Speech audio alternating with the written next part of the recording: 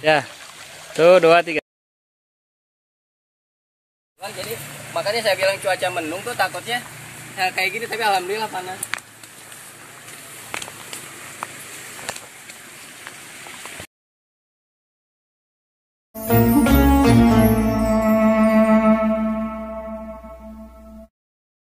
Ya, Assalamualaikum warahmatullahi wabarakatuh. Waalaikumsalam. Assalamualaikum warahmatullahi wabarakatuh. Saat ini ada di Gang Madrasah nih di daerah Ciomas, Kabupaten Bogor. Cikaret. Cikaret ya. Iya. Daerah Cikaret. Dan memang kebetulan udah lama mau ketemu Pak Ustadz Melki nih untuk ngobrol-ngobrol kegiatan-kegiatan sosialnya di lingkungan sekitarnya. Sepertinya untuk melihat kegiatan warga sekitar itu, memperdayakan warga sekitar itu hal-hal yang tidak semua orang muda untuk punya bakat ke situ. Makanya saya ingin ngobrol-ngobrol sedikit dengan Pak Melki, Pak Ustadz Melki. Mudah-mudahan ini bisa menjadi inspirasi bagi sahabat Bintang Quran TV. Ya Pak Melki, sepertinya kegiatan-kegiatan sini sangat padat sekali ya. Ada berapa RW di sini Pak? Kalau berapa RW-nya? Kalau RW itu kan kampung ya. Nah, kita sebut Kampung Gang Madrasah RW 1. Jadi kalau nama-nama kampung itu biasanya kalau di kota itu RW ya, rukun warga.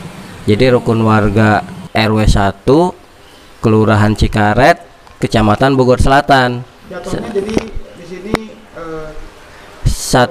RW 1 Kelurahan Cikaret, Kecamatan Bogor Selatan. Jadi masih masuk kota Bogor. Kalau Ciomas sana kan kecamatan tuh beberapanya Dermaga, Taman Sari itu masuknya ke Kabupaten Bogor. Nah, di KM Masjid Risalah ini ya selain Kampung Gang Madrasah ini di kampung seberang ini, seberang sungai, Kecamatan Bogor Barat. Perbatasan ya? Iya, Kecamatan Bogor Barat RT 2 RW 13. Jadi ada 2 kampung. Mungkin seberangnya lagi RW 4 Gang Pangumbahan, seberang jalan RW 2 Kampung Nurul Hadis. Tapi saya lebih fokus memang kedua kampung ini yang RT 2 nya seberang, RT 2 RW 13. Jadi saya bilang tuh ke Bu Galuh, kampung amal soleh, kampung untuk orang lain beramal soleh dan tentunya kita juga beramal soleh. Begitu banyak program pemberdayaan, termasuk pemberdayaan anak-anak, ibu-ibu dan lansia. Ketika awal-awal Bu Yano kesini tuh tadinya kampung Perca, tapi jadinya di Katulampa. Ibu-ibu PAUD dan ibu-ibu sekitar pun kita berdayakan, cuma ya hanya berjalan sebentar karena pindah ke di daerah Katulampa oleh Bu Yano. Dan pemberdayaan lain pun banyak, anak-anak futsal dulu dengan Pak Iman, bulu tangkis. Hanya memang perlu konsistensi dan komitmen yang tinggi dari anak-anak. Ya memang menekankan itu. Jadi kadang banyaknya kegiatan-kegiatan ini kan musiman ya, usaha pun musiman. Jadi lagi semangat 2 minggu, 3 bulan udah habis lagi. Jadi ada memang beberapa yang kita ajukan ke beberapa lembaga yang still, karena kalau kata orang Sunda bakat Pak, bakating ku butuh ya, jadi makanya sering berjalan, mereka tetap berjalan maksudnya untuk mencukupi kebutuhan ekonomi mereka. Pak Melki pertama kali bergerak untuk aktif di dunia sosialnya ya, terutama untuk di lingkungan sendiri itu sejak kapan? Di sini tuh saya dari rumah di Agus Taylor, Kelurahan Hajatan Bogor Selatan, pindah ke sini 2008 dengan istri saya, membeli rumah dekat mertua, ya maksudnya rumah saudara yang dijual ke orang, terus dijual lagi, dibeli lagi oleh mertua, lalu rumah yang di belakang mertua itu saya beli. Nah itu 2008, lalu 2010 bapak saya meninggal, ada beberapa aset yang ditinggalkan, saya minta aset itu ke keluarga untuk mendirikan yayasan untuk menaungi beberapa lembaga yang sudah ada, yaitu Madrasah Al-Islamiyah Ar-Risalah dan SPS PAUD, dulu PAUD ya 2007. Jadi 2011 kita dirikan yayasan menaungi itu, karena kan apalagi zaman sekarang beberapa lembaga seperti madrasah dan PAUD atau bahkan posyandu pun perlu ada lembaga hukumnya. Jadi kita naungi itu. Nah, dari situ kita mendirikan beberapa lembaga atau kami sebut UPK, unit pelaksana kegiatan, selain madrasah dan PAUD, AFC, Alif Futsal Club, Madrasah Rosnia Ceria, Alif Berdaya, Klub Yatim Alif, Klub Sain dengan Pak Eko yang dari Pepindo, pemeringkat Efek Indonesia waktu itu sempat ke sini, dia melakukan pelatihan-pelatihan IoT, internet opting dan lainnya. Hanya yaitu sustainability-nya, berkelanjutannya, berkesinambungannya yang belum bisa kita jaga gitu. Anak-anak tuh girohnya ya masih ikut sana ikut sini seperti itu. Pak Melki, berapa sekarang anak asuh? Anak asuh warga binaan ya, jadinya di sekitar sini. Untuk di UPK yang saya langsung bina aja hanya memang saya perlukan komitmen. Saya pertama itu hanya 21 gitu, dibagi dua kelas, kelas yang 1 11, kelas 1 10. Tapi total kalau di madrasah ini aja yang mengajar Ustadz Apip rumah yang depan itu sekitar ada 100 lebih mungkin warga binaan itu, yang sebagian yatim dan duafa seperti itu. Dan anak-anak yatimnya mungkin 50 dan duafanya mungkin lebih dari 50 dari warga kampung Gang Madrasah ini yang sekitar 1400 kakak lebih ya, dari 7 RT seperti itu, Pak. Anak yatimnya berapa, Pak? Anak yatimnya dengan dihitung dari yang kecil sampai yang besar yang sudah lulus SMA total 50 orang lebih. Kalau memang dari SMP ke SD-nya mungkin sekitar 30-an seperti itu. 30 ya. 30. Kalau dengan total yang lagi masih SMA, yang sudah lulus SMA, mungkin bisa 50 orang lebih. Jadi kita ingin membinanya, saya punya harapan ideal tuh, ini anak sampai dia menikah kita dampingi gitu. Oh, sampai menikah ya? Sampai menikah ya pengen target. Jadi iya, maksudnya gini, jadi ketika kan anak yatim, kalau anak yatim itu kan standar balik ya 15 tahun SMP. Sedangkan sistem di kita yang sekarang kapitalis ini dan kebanyakan anak-anak tuh belum akil balik gitu. Dewasa saja, SMA juga masih ini. Dan lalu satu lagi, sistemnya kan dulu tuh SMA dan SMK negeri pun apalagi swasta berbayar. Nah, si anak kan sekolah nih. Ketika kita putus santunan ataupun support itu, malah mereka lebih membutuhkan biaya yang lebih tinggi, SPP, biaya operasional kan dia kalau mau sekolah gitu SMA. Jadi kita SMA ya itu pun tidak kita tiap hari atau seperti yayasan atau panti asuhan gitu ya, support total gitu, enggak. Kita pokoknya sebisa mungkin kita pantau, kita awasi, kita arahkan agar tidak terlalu melenceng dari yang orang tua atau kita harapkan gitu, Pak. Jadi sampai menikah ya? Sampai menikah, Pak. Jadi mereka SMA. Iya, jadi saya pengennya nih anak udah kerja, udah. Tetapi kita tahu kamu kerja di mana, gimana betah nggak? Terus iya Pak, sudah sekarang lagi libur. Oh ya udah, kita ada acara ke Leweng Geledekan, kamu ikut jadi pendamping, saya bilang gitu kan. Malah ke LG, Pak kok pendampingnya banyak amat? Iya, ini sebagian anak-anak yatim juga, saya bilang, yang lulus SMA ataupun masih SMA seperti itu, Pak. Jadi mereka tetap kita bukan rekrut ya, dampingi lah gitu, Pak, ya kita ini seperti. Jadi ini yang dipantau didampingi sampai menikah itu yang yatim aja atau duafa? Yatim duafa? Ya fokusnya ke yatim 50 orang, tapi yang duafa pun yang ada yang piatu gitu ya, seperti Akbar, mungkin Bu Galuh juga kenal, seperti Ayan epilepsi.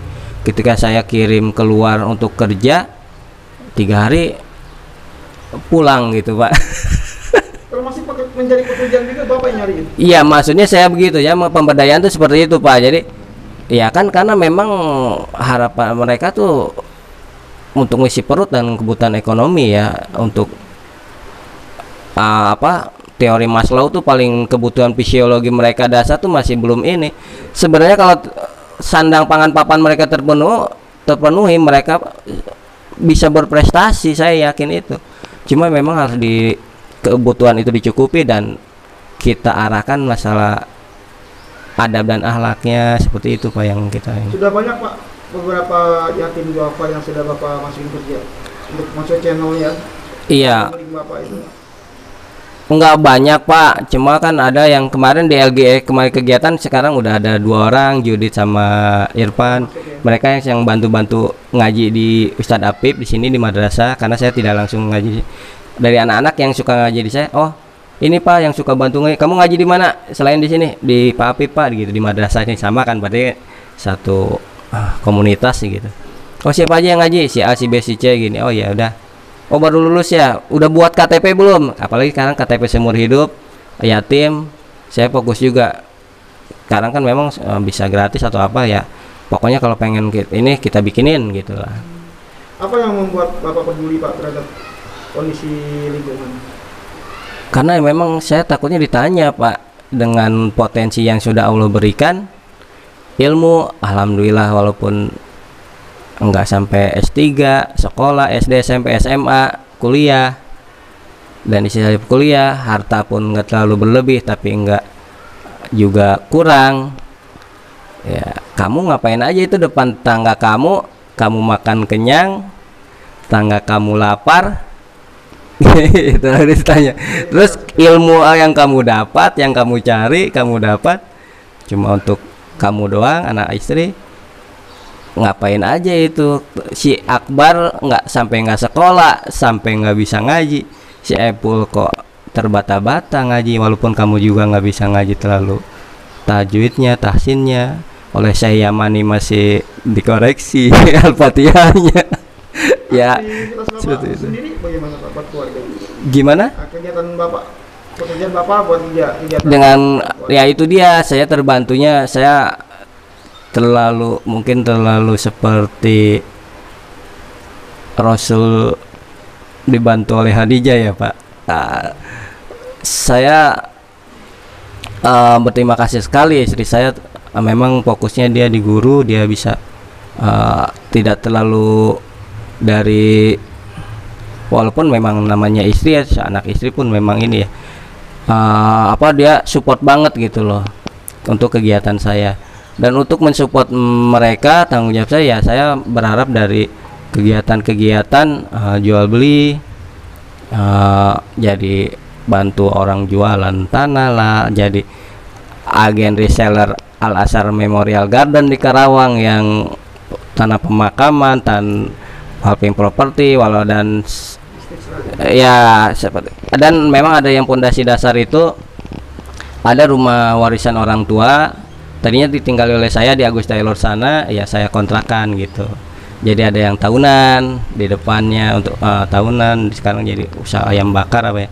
Di belakangnya juga ada yang untuk bulanan kayak gitu. Warga sekitar memandang Bapak kegiatan ini positif, ada juga yang memandang negatif. Sunatullah ya Pak, seperti itu, akan selalu ada pro kontra, akan ada sudut pandang yang berbeda dikarenakan ilmu dan pengetahuan serta pendidikan yang mereka dapat. Ya, kita pun begitu kan. Jadi ketika ada pergerakan, eta mah yang masang bendera hungkul, kan kayak gitu kalau kata Sundanya Pak. Eta mah ya kita juga mungkin ditanya, memang benar-benar mau berbuat ataukah memang pengen dihormati, pengen segala macamnya. Sejak tahun 2008 itu ya mulai aktif. Aktifnya saya 2008 pindah ke sini karena anak saya kan pindah paling besar butuh sekolah, belum ada yang bisa nemenin atau apa, karena istri saya kerja. Saya pun waktu itu masih jadi agen prudensial dan agen takapul 2010 sampai 2012-an. Orang tua saya meninggal 2010, ada aset yang di ini. Lalu saya dengan almarhum bapak mertua saya menginisiatif, Pak, kita buat yayasan, saya bilang seperti itu. Yayasannya apa namanya? Yayasannya Yayasan Al Idrisyah wa Thohiriyah. Jadi untuk saya buat brand name-nya saya singkat Alif. Jadi di akta notaris itu Yayasan Al Idrisiyah Wat Thohiriyah. Jadi Bapak Idris, Mama Idris, bapaknya bapak mertua yang mualim pengajar di sini, diteruskan oleh bapak mertua dan adiknya sekarang Ustadz Afif, dan Thohir, Bapak Thohir. Jadi orang asli sini. Bapaknya tuh Pak Astari Pi Eja, ada Bukit Eja pemakamannya. Itu yang mungkin Bapak Astarinya, Haji Astari, yang mewakafkan ke umat. Dan Mama Idris, Mama ini masjid, ini rumah, ini madrasah, tolong ngajar di sini, seperti itu kan gitu. Jadi Yayasan Al Idrisiyah Wat Thohiriyah. Lalu saya buat brand Alif, Al Idrisiyah Foundation gitu. Jadi Alif, it's Alif, jadi ada brand Nokia Connecting People gitu, Alif, it's Alif gitu. Jadi Alif siapa, Act Locally Inspiring Future atau Action to Loving Indonesia Future gitu. Jadi untuk ada brand untuk marketingnya juga saya coba seperti itu, kayak gitu. Karena ya dari kayaknya memang dari keluarga ibu saya dan bapak saya ya, pedagang atau memang seperti orang marketing lah, orang pemasaran gitu. Demikianlah bincang-bincang saya dengan Bapak Ustadz Melki di daerah Cikaret, Bogor Selatan. Dan tentu saja dari cerita dan pengalaman, kepedulian terhadap lingkungan ini menjadi inspirasi bagi sahabat Bintang Quran TV. Assalamualaikum warahmatullahi wabarakatuh. Waalaikumsalam.